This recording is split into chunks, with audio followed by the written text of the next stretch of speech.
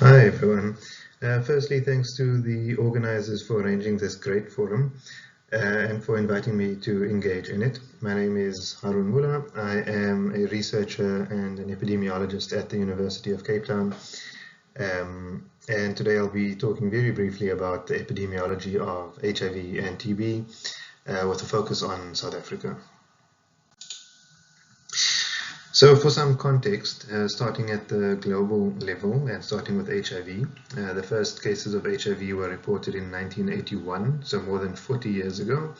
Since then, there have been more than 80 million people who have lived with HIV and approximately 45 million AIDS-related deaths. But unfortunately, the burden of HIV is disproportionately distributed, and sub-Saharan Africa is particularly affected.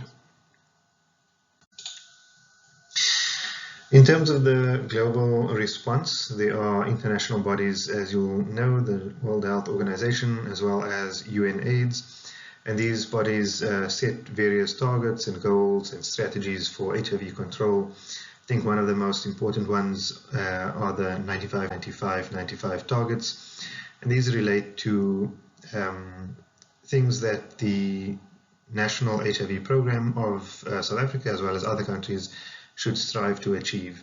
So the first 95% relates to the proportion of people with HIV who should be tested and diagnosed. The second 95% relates to the proportion of people who have been diagnosed, who have been started on antiretroviral therapy. And then the last relates to people who are on ART, and we'd like 95% of those people to be virally suppressed. I've provided the figures at a global level, and as you can see, we're not doing too well.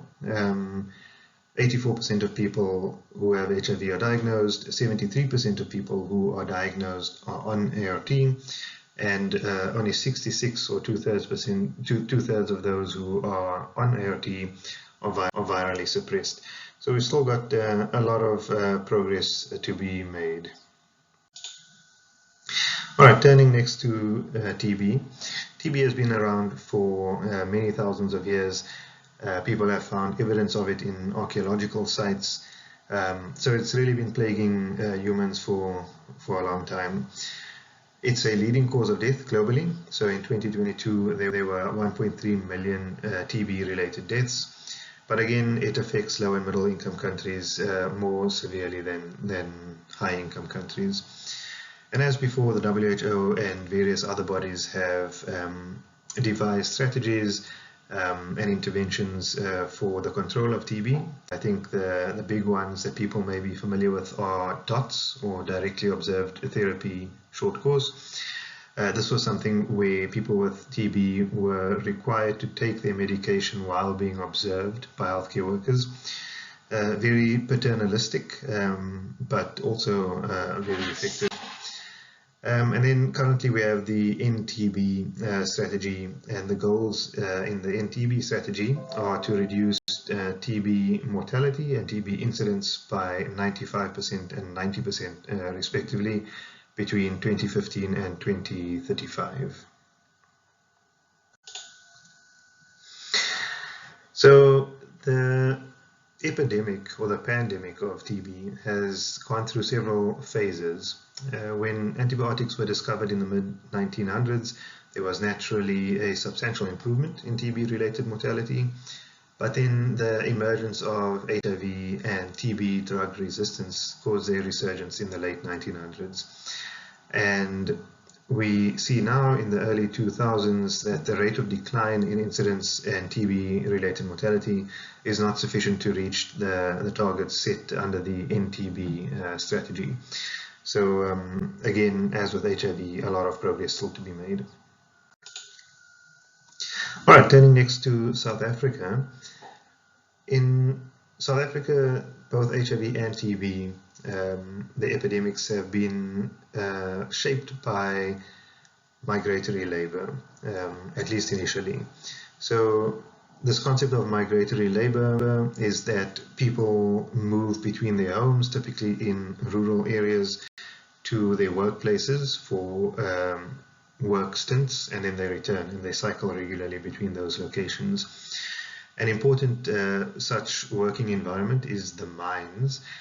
In the mines, people obviously work very in close proximity, and it is a breeding ground for TB especially. So people would contract TB in the mines and then take it home with them and spread it throughout the country, unfortunately. Yes, so when we look at actual numbers, we have about 150,000 new HIV infections and 280,000 active TB cases each year. And both HIV and TB are leading causes of, or natural causes of death, similarly to what we saw at a global level. So these are high priorities for the South African health system. Okay, talking about HIV specifically, I mentioned the 95% targets. This is how South Africa is doing. We're doing quite well in terms of the first target. More than 95% of people with HIV are diagnosed in South Africa. So we've done very well in terms of scaling up our HIV testing services. I'll talk briefly now about the third one, the third goal. So just over 90% of people who are on ART are virally suppressed. So we are getting to the 95% target. The one that we struggle with is the second one that relates to ART coverage. And we see that less than 80% of people who are diagnosed with HIV are actually on antiretroviral therapy. There are a number of reasons for this. I think the two most important ones are firstly that when people are diagnosed, they aren't immediately linked to HIV care. And that obviously means that some people fall through the cracks. But also people interrupt their ART, and that's something that I'll talk about because it is my area of focus. So we see that ART interruptions account for between a quarter and about 60% of new HIV infections in South Africa. So that's quite substantial, and I've just listed a number of reasons for poor ART adherence. Mobility, this relates to people again moving for work. If they're attending a clinic and they need to move, it's difficult to keep up that continuity of care. There are obviously side effects from antiretroviral therapy. Lack of time is a big one. Job security is not great in South Africa, so people don't feel comfortable taking time off during regular working hours to go to a clinic. I think we know that stigma is a problem. It's not just a problem in terms of people, for example, not wanting to be seen to be accessing HIV care. It's also a problem in the sense that people don't feel comfortable disclosing their HIV status to their friends and family. That means that they don't have support, emotional and socially, to seek care and take the medication when they struggle and things like this. And then the last thing is just health worker behaviors. I think a big example of this is when people try to resume antiretroviral therapy after interrupting care. They are often faced with scoldings or being told to wait until the end of the day and so on. And that obviously means that people are less likely to seek care again. So those are just some of the problems. Let's go back to the HIV epidemiology in South Africa. This graph shows the care cascade. So the care cascade refers to how people move through the process of being diagnosed, started on care, maintained on care, and achieving viral suppression. So what you can see here, over time, the green bar, which represents the number of people who are not diagnosed, decreases substantially. And like I said, South Africa has done a very good job in terms of scaling up the HIV testing services. The yellow bar shows the number of people, or the proportion of people who are diagnosed but are not on ART. And there's a number of reasons for why this increases in the middle of this graph. I think the big one would be that there were CD4 count eligibility criteria for starting ART. So, for example, people who tested positive for HIV but who had CD4 counts above, say, 500 would not have been eligible to receive ART from the government in the early 2000s. Obviously, over time, these CD4 count criteria have been increased and then eventually removed altogether in 2016, and that's why we see the yellow proportions decreasing over time. The orange bar in the middle shows the proportion of people who have interrupted ART, and you can see that's increasing over time. It's not necessarily that interruption rates themselves are increasing, but just that more people are on ART for longer, so they are just simply more likely to interrupt care at some point. And then the red bars show viral suppression and people who are on ART but not virally suppressed, and those have improved over time. Okay, let's look at TB in South Africa.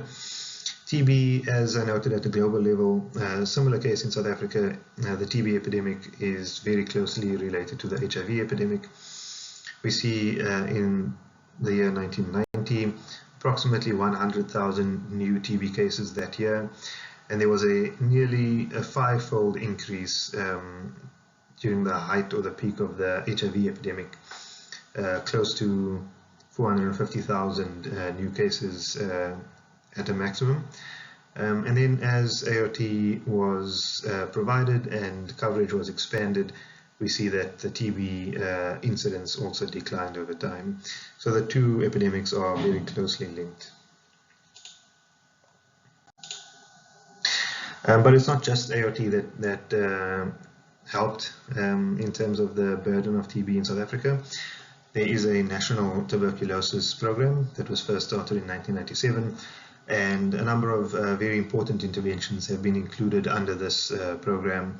I've listed some here. The big ones that I think people will be familiar with are infection prevention and control. So there's been a very big emphasis on, for example, ventilation at healthcare facilities. Then TB preventive therapy. This is essentially a course of antibiotics given to people who are at increased risk of developing active TB. So particularly children under the age of 5, people with HIV, and other vulnerable groups are eligible for TB preventive therapy. Then we also have the gene expert test. I think we take it for granted nowadays, but it revolutionized TB testing at the time. It meant that tests could be, or results could be obtained much faster, and it also allowed for the diagnosis of rifampicin resistance, which is naturally important. And as I said here in the last point, the treatment of drug-resistant TB was also rolled out and has played a big role in reducing the TB epidemic in South Africa. Okay, so turning now to the relationship between the HIV and TB epidemics, the big point is that it's a vicious cycle. Each condition exacerbates the other. So let's start first with the effect of HIV on TB. As you'll know, granulomas are a defining feature of TB, and they serve to contain the TB infection. CD4 cells in particular are important in the functioning of the granuloma, so they maintain this integrity of the granuloma, which then in turn helps contain TB. But when somebody has HIV, their CD4 cells are depleted, and this means that the granuloma's structure is not as organized as it should be, and therefore TB spreads more rapidly, and the net effect is that HIV causes faster TB progression. Just to say, I suppose, some stats, the lifetime risk of progressing from latent TB to active TB disease is about 5 to 10%, but with HIV it is 2 to 10% per year, so quite a significant increase. Okay, turning next to the effect of TB on HIV, we know that the immune response to most infections, including TB, would involve white blood cells, but unfortunately this means that there is more material or targets for HIV to infect and replicate. Then the cytokines involved in the TB response also very unfortunately upregulate HIV viral replication. So the net effect is that TB causes increased viral loads and faster progression to AIDS, unfortunately.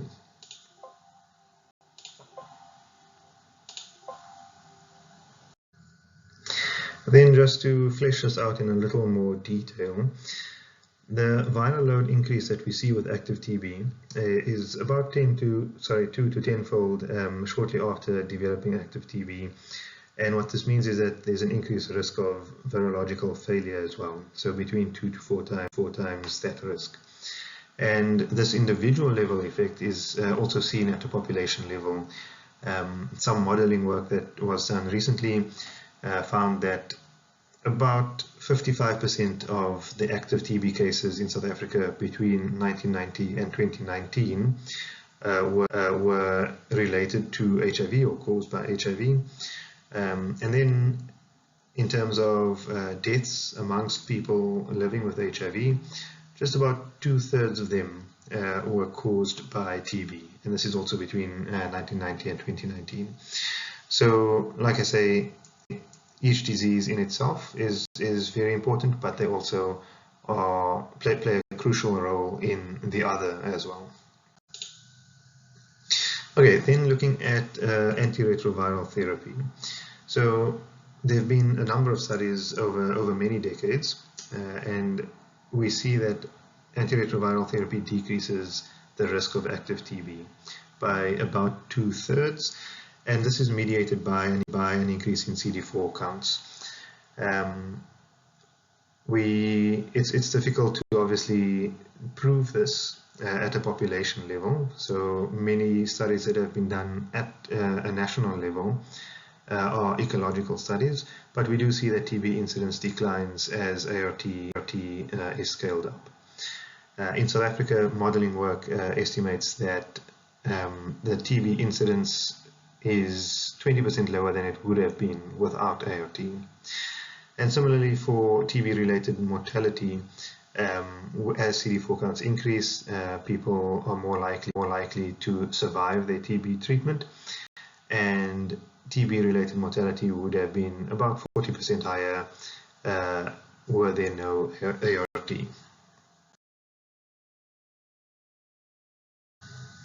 Okay, lastly, looking at the effect of TB on ART. Firstly, there are interactions between TB medication and HIV medication, and this means that the doses or the medication regimens themselves need to be changed. Typically, one would change the HIV regimen. There are also increased side effects, especially from being on both, and this means that healthcare workers need to be more cautious, more vigilant, and provide more counseling and support to people while they are on both medications. And then lastly, TB affects the timing of ART. So I think you may be familiar with the concept of TB iris, or immune reconstitution inflammatory syndrome. And this is something that occurs when people start ART. As they start ART and the immune system becomes stronger, they can mount a stronger response to TB itself, but this paradoxically means that people experience worsened symptoms of TB. So the WHO, for example, recommends delaying ART by 2 weeks, so people can receive some TB treatment before starting ART. And that's also included in the South African recommendations with some small changes. And then more related to my own work again is that if people have interrupted ART, the development of TB could mean that they seek healthcare, and this provides then an opportunity to get people back onto ART. So there's definitely some opportunities that exist and that should be capitalized on.